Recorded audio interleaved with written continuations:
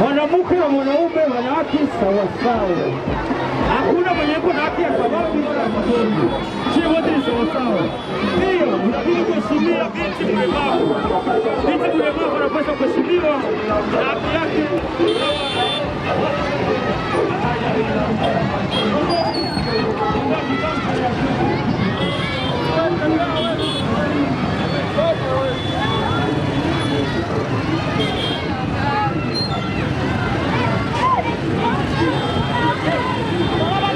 Yote na mabinti walemavu. Asante sana. Hili shirika ya Kongo Handicap ina lengo ya kuhamasisha, kuambia kama sote tuna haki moja, wanamke na mabinti wa vilema. Walemavu inabidi kuheshimia mwanamke mlemavu, usimuonee, usimuvionee, hapana. Kongo Handicap inakuja jili ya kuambia kila mtu wanajua kama ni mwanamke na iko na haki sawasawa na mwanaume. Mwanamke iko na haki ya kuvote, iko na haki ya kuongoza na iko na haki ya kutunza. Yaani mwanamke na mwanaume wanaweza fanya kazi. Sote ni watu wa moja na tunapaswa fanya kazi. Sote ni wanadamu. Pia inaomba hapo ndani uheshimie bibi yako. Heshimia mama ndani ya nyumba, sababu mwanamke naye ana haki sawasawa na wewe mwanaume. Pia tena Kongo Handicap inahamasisha watu wote wa tarafa ya Fizi kuheshimia binti mlemavu. Mlemavu naye ni mtu sawasawa na wewe na anaweza kaongoza nchi. Yaani nikwambia tu kama sio tena pamoja, lakini hapa nilikuwa na kundi inataka na kurudisha katoko, alafu tunaendelea. Na sasa nimesema nini heshimia mwanamke na binti ndio baba. Asante sana.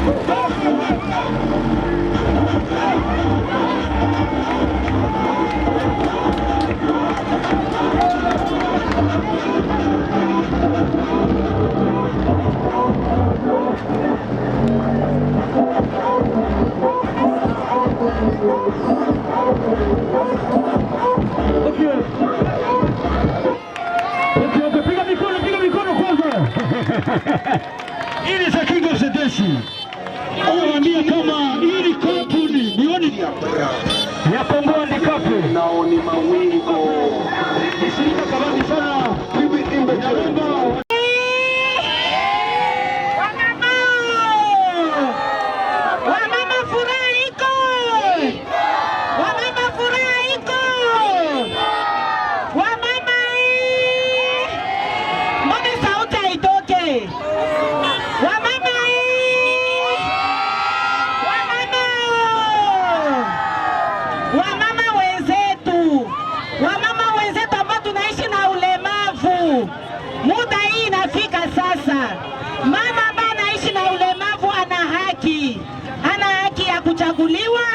ana haki ya kuchagua, ana haki ya kuleta amani, ana haki ya kupata sheria sawasawa na wanaume. Wamama wamama tupo, tuna shirika yetu ya mzuri Kongoa Ndikape, inahusiana na Royaume ya Belgique, inatuletea mambo ya kusema sisi wamama ambao tunaishi na ulemavu tusijiachilie tena, tuanze na shie kwenda kutafuta haki yetu.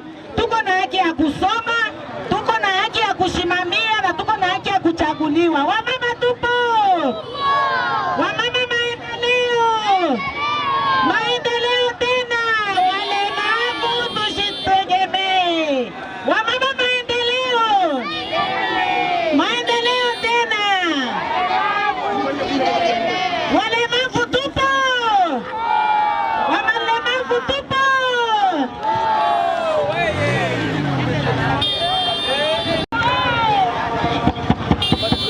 Tunda wamama wote, tunda.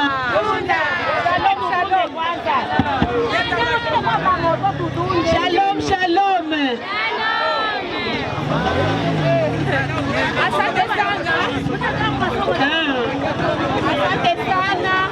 Tunapenda kuonesha kama mama naye anakuwa na haki sana na mwanaume.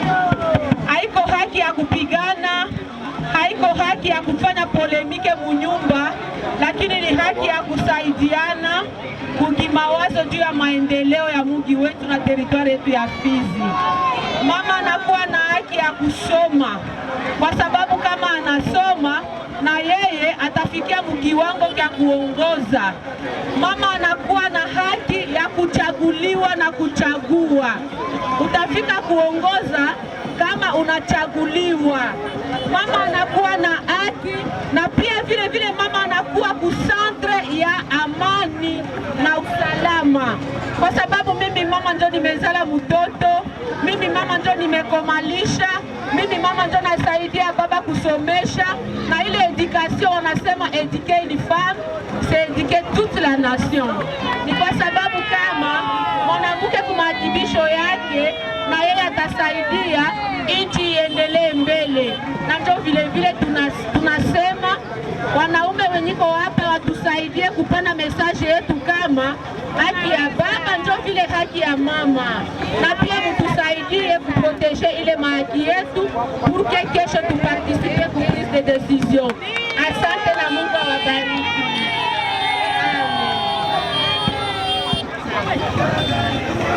Asante sana mama Magi anatoa kabisa.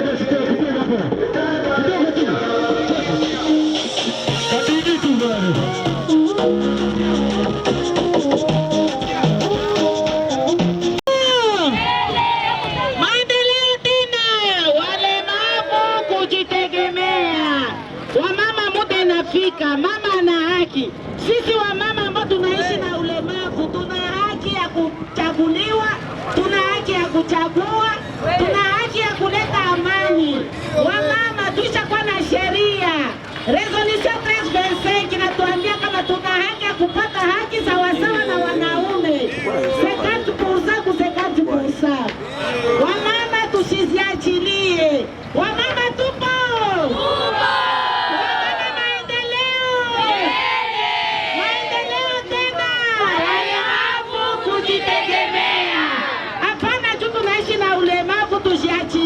Twende kumasomo, tutumike makazi, tulombe na shia haki ya mama mlemavu. Mama mwenye haiko mlemavu anakuwa na haki yake sawa sawa vile na baba. Mama anakuwa na haki ya kusoma. Wazazi wenzetu, kusomesha mtoto ni ya muhimu sana, kwa sababu leadership inaanzia kutoto kidogo ukuwe msichana. Na kama leadership inaanzia kwa mtoto kidogo, akiendelea anakuwa hata chef de class. Pia vile vile atakuwa na ile amu ya uongozi katika maisha yake. Ndio vile sisi tunapata recommendation kwa wazazi kusema kama mtoto mwanamke naye anakuwa na haki yake kama mtoto mwanaume, na tuproteje mtoto mwanamke kwa sababu naye anastahili kupewa sifa, kuchaguliwa na kuongoza nchi yetu sawa vile pia teritwari yetu ya Baraka. Kwa mama walemavu oye! Oye! Mama oye! Oye! Basi asante, tunashukuru sana. kwa usikivu wenu mwema na kuitika kupata kukuya kwa hii invitation. Mbele kwa mama maendeleo tena, walemavu tujitegemea. Ndio sisi wa mama wa province ya Sud Kivu, territoire ya Fizi na vile ya Baraka, tunapenda tutoe shukrani yetu kwa mambo ambayo imetufikia kwa siku ya leo. Kwanza tumeshukuru Congo Handicap, tunashukuru Royaume ya Belgique, tunashukuru pia wanamemba wa Congo Handicap ambao walijitoa kupita njia ambayo iko mbovu sana kupita kwetu territoire ya Fizi mvile ya Baraka kwa kukia kutupatia mafundisho ambayo imetusisimua sisi wa mama ambao tunaishi na ulemavu, kwa kuweza kutuhusisha tujitoe mbele, tuwe na akili, tuwe na nia ya kujitolea na kwa kuweza kuendelesha mji wetu wa vile ya Baraka.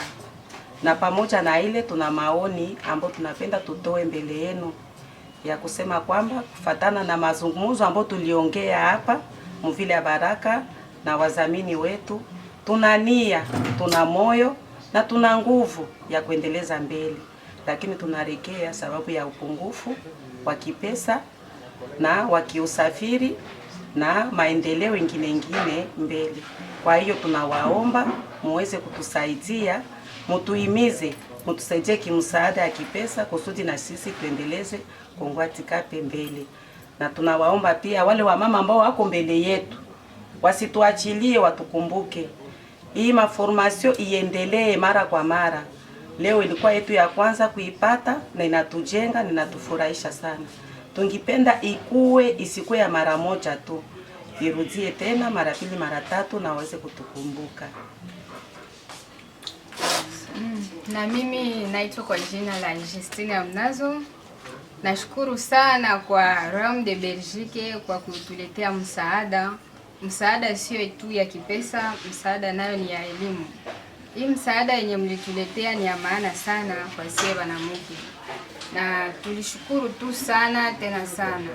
Lakini tuna maoni ambayo tutawaomba juu mwanamke kufikia kwa uongozi, kwa kusema ya aongoze ama agombee, inatakiwa akuwe na kimoja kitu chenye kitamsaidia. Juu utaenda kugombea na hauna pesa yenye itakusaidia kwa kufanya ile yote mapropaganda.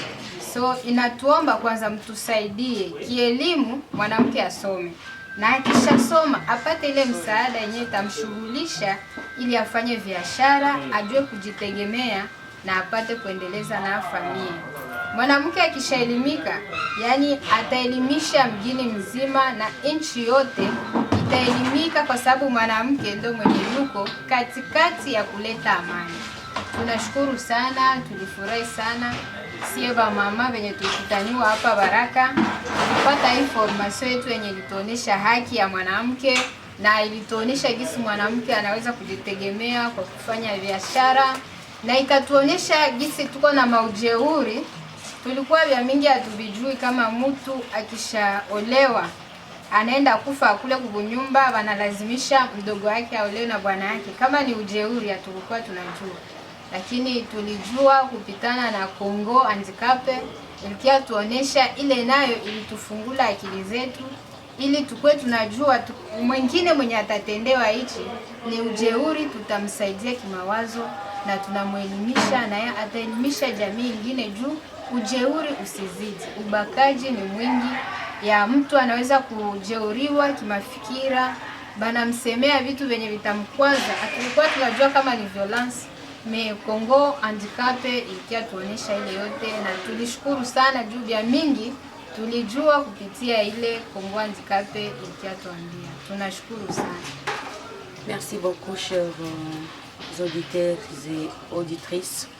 Nous sommes Congo Handicap, nous sommes dans la ville de Baraka, dans le territoire de Fizi, dans la province du Sud Kivu. Nous rendons grâce à Dieu. Moi c'est Maïdi Malaganomar, la formatrice. Nous glorifions l'Éternel pour nous avoir aidés et nous avoir donné tout le temps d'être écoutés par les femmes en situation de handicap et non-handicap. Nous avons enregistré 95% des femmes en situation de handicap, 85 à 95% des femmes handicap. Nous avons enregistré d'autres femmes leaders dans la ville de Baraka. Mais on a constaté que vraiment, les femmes en situation de handicap sont les femmes oubliées, sont les femmes rejetées. C'est alors que les femmes en situation de handicap et les autres femmes qui représentent les femmes en situation de handicap viennent de remercier grandement le royaume de la Belgique pour cet appui financier à travers l'exécution des Congo Handicap sous les projets Kivu Amani. Nous avons constaté qu'au-delà de la sensibilisation et la conscientisation, le renforcement des capacités à cause des droits des femmes, et à propos aussi des obstacles, les différents obstacles qui empêchent que la femme progresse, on a constaté d'autres défis. Les obstacles sont notamment la pauvreté, la discrimination, la confiance à soi. La femme n'a pas vraiment confiance à elle-même. Il n'y a pas vraiment une protection effective de la femme, surtout de la femme en situation de handicap.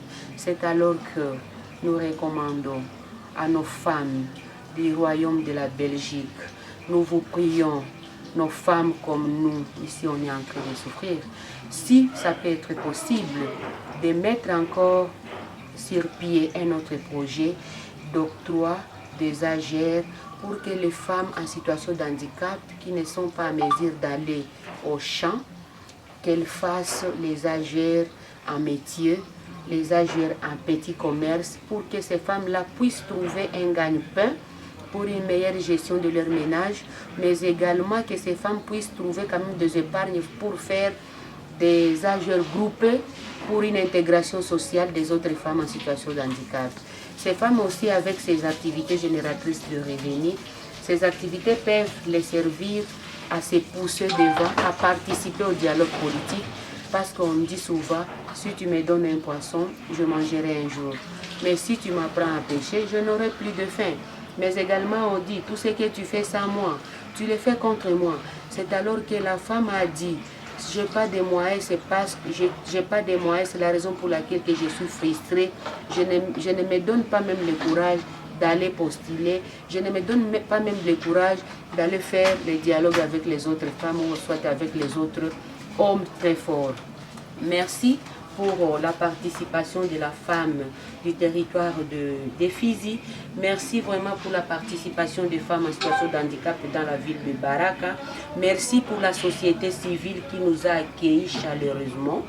La société civile, c'est une organisation qui nous a vraiment flattés, qui nous a vraiment épatés. On est tellement conscients de la façon dont la société civile de Baraka est en train de travailler. Nous les remercions grandement et soyez abondamment bénis. Merci tout le monde et prochainement, même en distance, on va faire le suivi. Et nous avons un plan d'action opérationnel qu'on a mis sur pied. Essayez de divulguer le message, même la femme qui est au fin fond du village, que la femme soit quand même au courant de ses droits. Parce que les droits se réclament. Les droits, ce n'est pas une faveur.